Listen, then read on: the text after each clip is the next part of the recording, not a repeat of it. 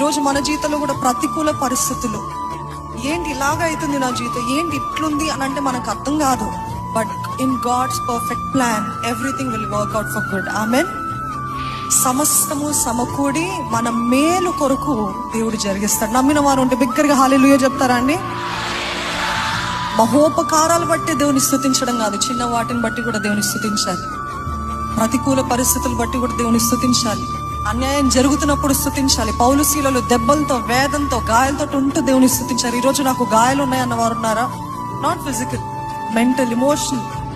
ఇవి ఉన్నప్పటికీ కూడా నేను దేవుని స్తుతిస్తానన్న ప్రతికూల పరిస్థితులు కూడా స్తుతించడమే స్తుతి త్యాగము, స్తుతి యాగం అండి. The sacrifice of praise. ఈరోజు మనం అందరము నువ్వు చేసిన ప్రతి కార్యాలు బట్టి నీకు స్తుతులు చెల్లిస్తాను. నా ప్రతికూల పరిస్థితులను నేను నాట్యం ఆడతా, నా ప్రతికూల పరిస్థితులను నేను పాట పాడతా, నా ప్రతికూల పరిస్థితులను నేను స్తుతిస్తాను ప్రభా. Nothing can stop my praise.